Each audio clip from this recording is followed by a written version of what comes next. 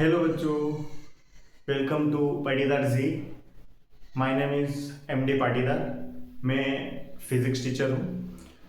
Okay, so last lecture में हमने देखा था इलेक्ट्रिक फील्ड के बारे में और इलेक्ट्रिक फील्ड का वेक्टर फॉर्म हमने देखा था। सो आज हम देख लेते हैं कि इलेक्ट्रिक फील्ड, फर्स्ट थिंग हम ये देख लेते हैं कि जो इलेक्ट्रिक फील्ड है वो क्या होती है ना। तो इलेक्ट्रिक फील्ड सबसे पहले आप ध्यान रखना कि कंजर्वेटिव फील्ड होती है। क्या है? Conservative field. हमेशा ध्यान रखना है ना। इलेक्ट्रिक फील्ड कंजर्वेटिव फील्ड होती है। कंजर्वेटिव फील्ड का मतलब यह है कि आप किसी भी चार्ज को किधर भी मूव करो उसको कोई फर्क नहीं पड़ेगा, यानी कि डिस्टेंस पे डिपेंड नहीं करती है, ये डिपेंड करती है सिर्फ और सिर्फ पोजीशन पर, है ना। इसी को हम बोलते हैं कंजर्वेटिव फील्ड, यानी कि सिर्फ पोजीशन पे डिपेंड करती है, ये डिस्टेंस पर डिपेंड नहीं करती है। ओके, सो नेक्स्ट थिंग हमें ये देखना है कि ये जो अगर आपको कहीं पर ऐसा मिल जाए कि कहीं पे फोर्स और चार्ज दे दिया जाए, फोर्स एंड चार्ज दे दिया जाए और आपको इलेक्ट्रिक फील्ड निकालना, तो आपके पास फॉर्मूला क्या है? E equals to F upon Q. या फिर कहीं पर आपको इलेक्ट्रिक फील्ड एंड चार्ज दे दिया जाए और आपसे पूछा जाए कि यहाँ पर चार्ज पर कितना फोर्स लग रहा है, तो आप कौन सा फॉर्मूला यूज करेंगे? F equals to Q E. ये यहीं से बनाया है, ये Q इधर आ जाएगा, तो F equals to Q E. आप ये फॉर्मूला यूज कर सकते हैं। Okay, so next we will discuss about principle of superposition. Principle of superposition. Principle of superposition ये क्या होता है? तो आप देखेंगे कि जैसे एक चार्ज है ना, जैसे एक चार्ज है, इसको अभी मैं चलो क्यू नॉट ही बोल देता हूं।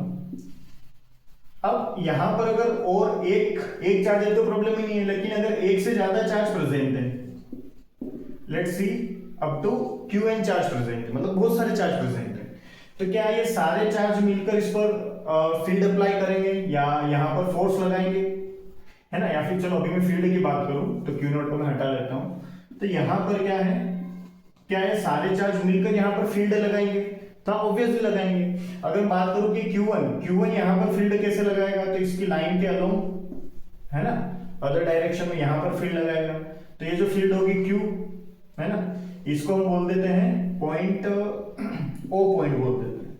तो यहां पर जो इलेक्ट्रिक फील्ड है वो इलेक्ट्रिक फील्ड क्या होगा, कहां पे लग रहा है? O पे, किसकी वजह से? 1 की वजह से।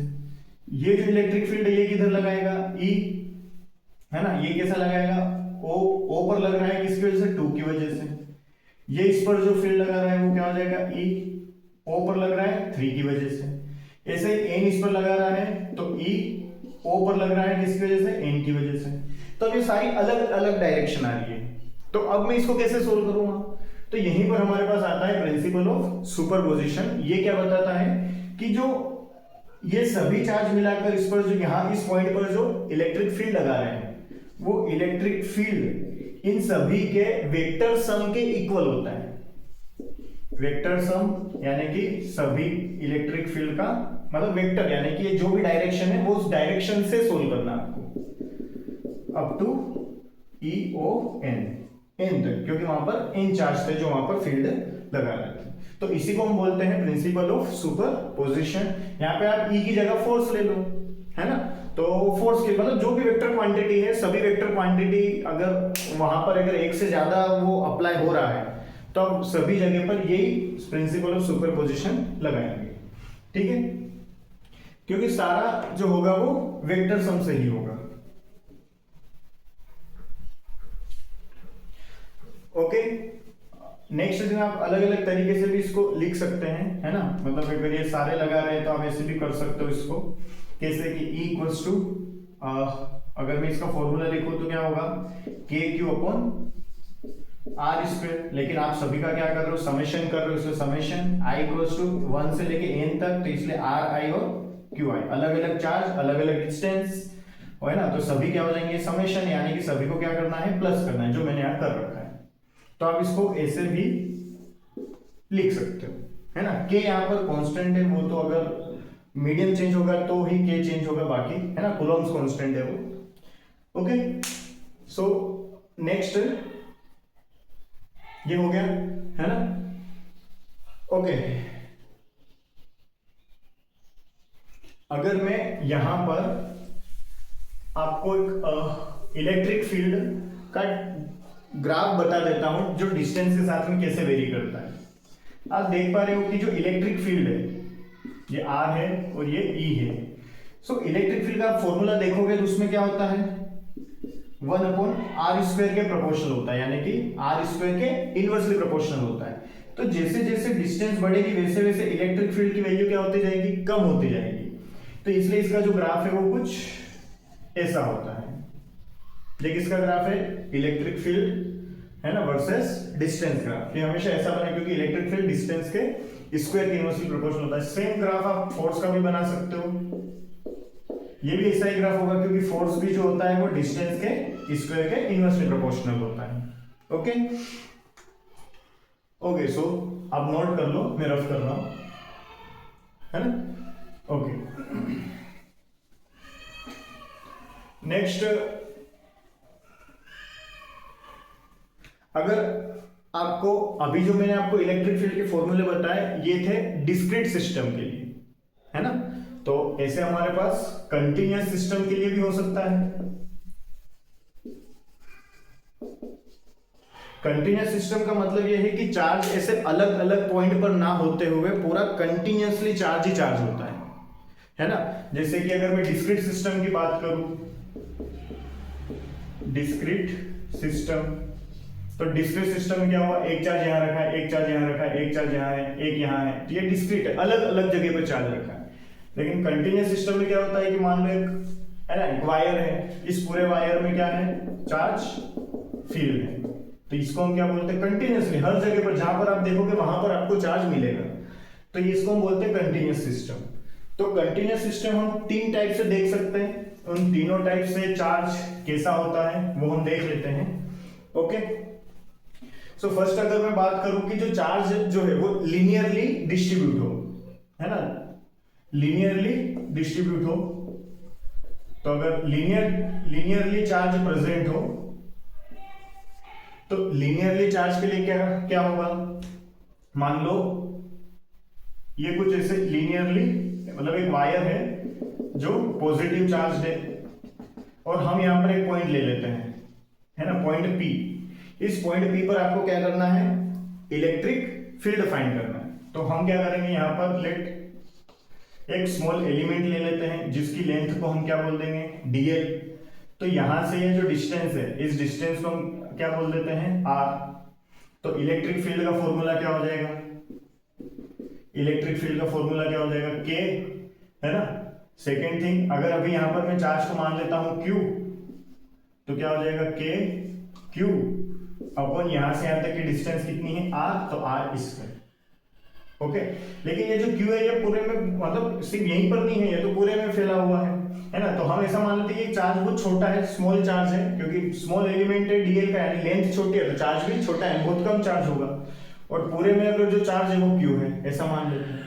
तो यहाँ पर आपको क्या लिखना है dq, क्योंकि अभी मैं सिर्फ थोड़े से चार्ज की वजह से पॉइंट P पर इलेक्ट्रिक फील्ड देख रहा हूँ, थोड़े से चार्ज की वजह से, इसलिए यहाँ पर q की जगह आप क्या लिखेंगे dq।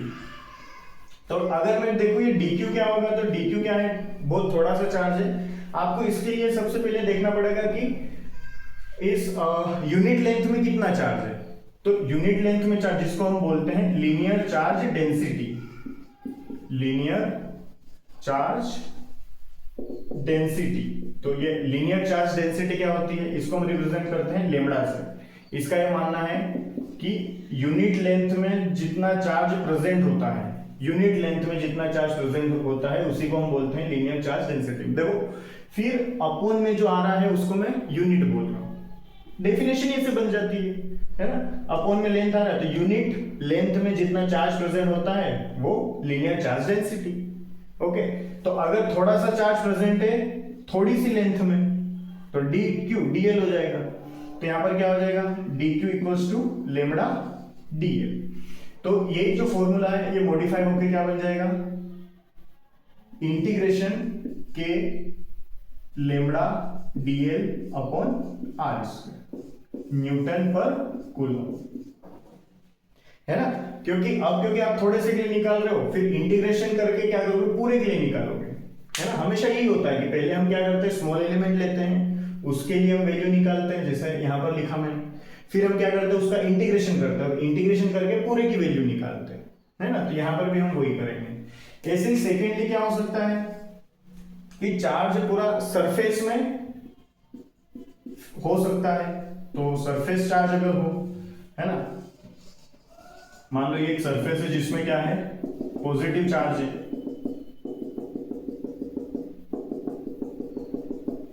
ओके, और यहां पर एक पॉइंट है, इस पॉइंट पर इसकी वजह से क्या देखना है, इलेक्ट्रिक फील्ड। तो आप क्या करोगे, यहां पर एक स्मॉल एलिमेंट लोगे, है ना, ये स्मॉल एलिमेंट, इसको आप क्या बोलोगे, डी ए, क्योंकि बहुत छोटा एरिया है, यहां से इसकी डिस्टेंस कितनी है, आर है, तो इलेक्ट्रिक फील्ड, है ना, अगर ये डी एरिया है और इसमें जो चार्ज है वो कितना प्रेजेंट है, डी क्यू, तो यहां से इलेक्ट्रिक फील्ड का फॉर्मूला क्या हो जाएगा, K D Q upon are square. D Q मतलब जो यहाँ पे चार्ज है, तभी डी क्यू प्रेजेंट है, बहुत छोटा एरिया है इसलिए बहुत थोड़ा सा ही चार्ज है, पूरे में कितना चार्ज प्रेजेंट है, क्यू चार्ज प्रेजेंट है, ओके।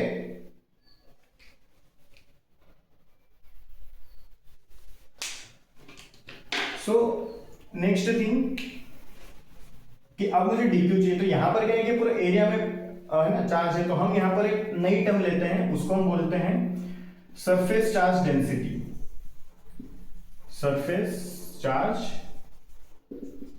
डेंसिटी। सो सरफेस चार्ज डेंसिटी क्या होगा, यहाँ पे सिग्मा होगा। इसका क्या बोलना है कि यूनिट एरिया में जितना चार्ज प्रेजेंट हो, यूनिट एरिया में जितना चार्ज प्रेजेंट हो, इसको हम क्या बोलेंगे, surface charge density sigma, okay. So अगर थोड़ा सा एरिया है तो थोड़ा सा चार्ज होगा, है ना, तो सिग्मा बराबर D Q upon D A, तो यहां से डी क्यू क्या हो जाएगा, सिग्मा डी ए हो जाएगा, है ना। तो मैं डी क्यू की जगह क्या रख दूंगा, k sigma d A upon are square. लेकिन अगर आप पूरे के लिए निकालने जाओगे, क्योंकि डी क्यू तो थोड़ा सा चार्ज था, पूरे चार्ज के लिए निकालोगे तो यहाँ पे क्या करना पड़ेगा, इंटीग्रेशन, क्लियर है। तो ये सेकेंडली हो गया। अब थर्ड क्या हो सकता है ना, मैं इसको रफ करता हूं, है ना, आप लिख लेना इसको।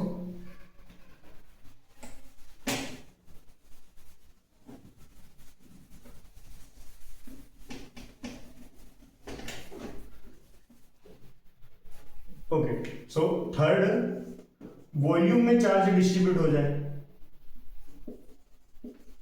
पूरे वॉल्यूम में अगर चार्ज डिस्ट्रीब्यूट हो जाए तो क्या होगा। तो देखो मान लो, है ना, ये क्यूब है या क्यूबॉइड है जिसमें पूरे में क्या है, पॉजिटिव चार्ज फील्ड है, पूरे में पॉजिटिव चार्ज फील किया हुआ है। अब इसमें मैं क्या करता हूं, छोटा सा एलिमेंट लेता हूं, छोटा सा एलिमेंट, इसको मैं क्या बोलूंगा, डीवी, इसमें जो चार्ज है उसको मैं क्या बोल रहा हूं, डीक्यू, थोड़ा सा है इसलिए।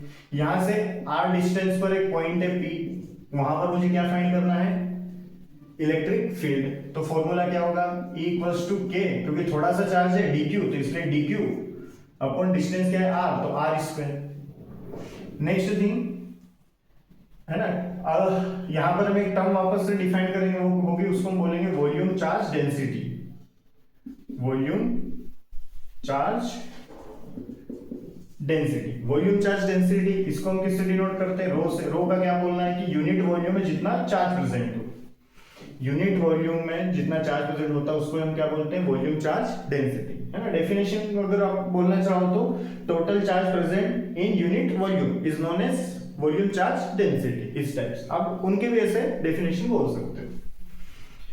सो अगर थोड़ा सा वॉल्यूम है तो चार्ज भी थोड़ा सा हो गया, तो dq क्या हो जाएगा, यहां से रो dv हो जाएगा। तो मैं यहां पर dq की जगह क्या रख दूंगा, रो dv अपॉन आर स्क्वायर, और इसका क्या हो जाएगा यहाँ पे इंटीग्रेशन। ओके, सो इंटीग्रेशन यानी क्योंकि आप थोड़े से के लिए निकाल रहे हो, पूरे के लिए निकालना होगा तो आप क्या करोगे, इंटीग्रेशन करोगे। ओके, सो मैं इसको रफ कर देता हूं।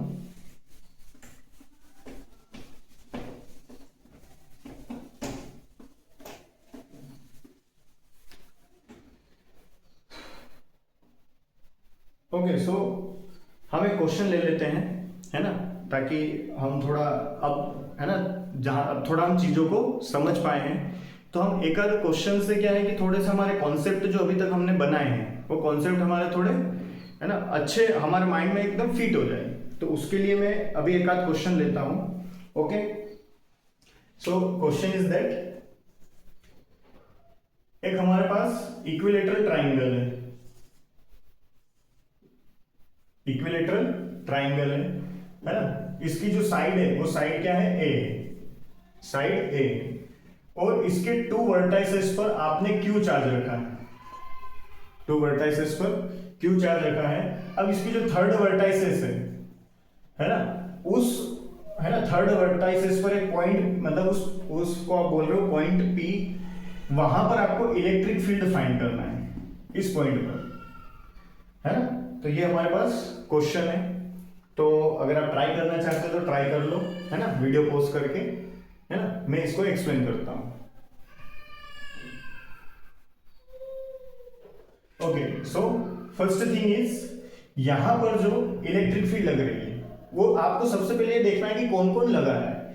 एक तो ये वाला चार्ज लगा रहा है, इसको आप बोल दो Q1 बोल दो, और एक यहाँ पर इलेक्ट्रिक फील्ड कौन लगा रहा है, ये वाला चार्ज, क्योंकि दो चार्ज वहां पे प्रेजेंट है, दोनों यहाँ पर इलेक्ट्रिक फील्ड लगा रहे होंगे। अब आपको पता है प्रिंसिपल ऑफ सुपरपोजिशन, है ना, तो प्रिंसिपल ऑफ सुपरपोजिशन के हिसाब से ई जो है वो क्या होगा, क्योंकि दोनों लगा रहे हैं, ये आप हमेशा ध्यान रखना।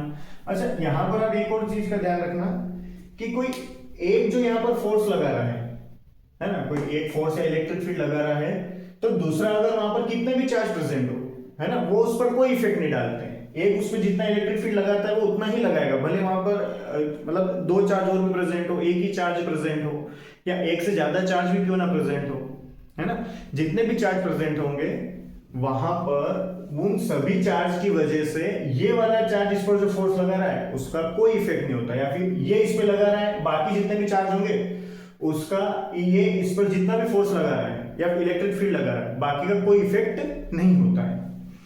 सो ये इस पर जो इलेक्ट्रिक फील्ड लगा रहा है, क्योंकि ये पॉजिटिव है ना, तो हम जो पॉइंट चार्ज लेते हैं वो भी पॉजिटिव ही लेते हैं, तो इसलिए क्या होगा, ये इसको रिपेल करेगा इधर।